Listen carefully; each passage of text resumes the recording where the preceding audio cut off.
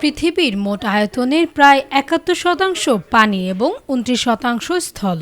পৃথিবীর বেশিরভাগ অঞ্চল জুড়ে আছে বিস্তৃত সাগর। পুকুর, খাল, বিল, নদী বা বৃষ্টির পানি সবই মিষ্টি, কিন্তু সাগরের পানি ভয়ঙ্কর লবণাক্ত। কিন্তু সব নদ নদী তো আবার গিয়ে মেশে সাগরে। তবে এর রহস্যটা কি? কেন শুধু সমুদ্রের পানি লবণাক্ত? এই সাগরের তলদেশে রয়েছে খনিজ পদার্থ সমৃদ্ধ পাথর। আবার এই পাথর ইচ্ছে হলেই যে সাগরের পানিতে এসে মিশে, বিষয়টা মোটেও তা নয়। একটা দীর্ঘ প্রক্রিয়ার মাধ্যমে ধীরে ধীরে সমুদ্রের পানি লবণাক্ত হয়ে উঠেছে। প্রথমে আমাদের বায়ুমণ্ডলে বিপুল পরিমাণ কার্বন ডাই অক্সাইড বৃষ্টির পানির সঙ্গে বিক্রিয়া করে এবং তৈরি করে কার্বনিক অ্যাসিড। এই কার্বনিক অ্যাসিড সমৃদ্ধ জলীয় কণা বৃষ্টি হয়ে নেমে আসে পৃথিবীতে।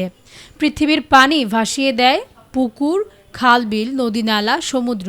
তবে বৃষ্টির পানিতে কার্বনিক অ্যাসিডের পরিমাণ সামান্য, বেশি থাকে বিশুদ্ধ পানি। এই বৃষ্টির পানি থেকে আমরা পাই বিশুদ্ধ পানি, যার জন্য নদ নদীর পানি মিষ্টি, লবণাক্ত নয়। আবার সমুদ্রের পানি নোনতা হওয়ার পিছনে রয়েছে এক ধরনের অ্যাসিড বৃষ্টি।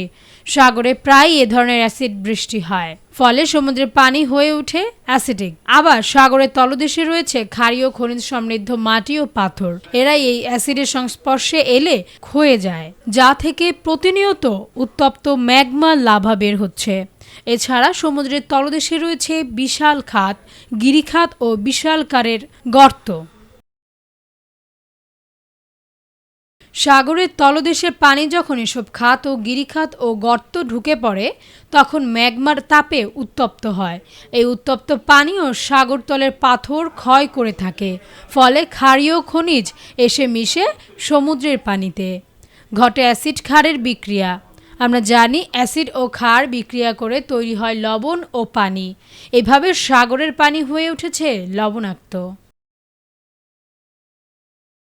এখানে আরেকটা মজার ব্যাপার আছে, সেটা হলো নদীর তলদেশেও রয়েছে ওরকম খনিজ পাথর। নদীতেও কিন্তু অ্যাসিড বৃষ্টি হয়, ফলে এসব পাথর গলে লবণ ঠিকই মেশে নদীর পানিতে। তবু নদীর পানি মিষ্টি, এর কারণ রয়েছে নদীর বৈশিষ্ট্যের মধ্যে। নদী কিন্তু স্থির নয়, মানে সদা বহমান। সেই বিশাল পাহাড় থেকে বইতে বইতে এসে পড়ে সাগরে।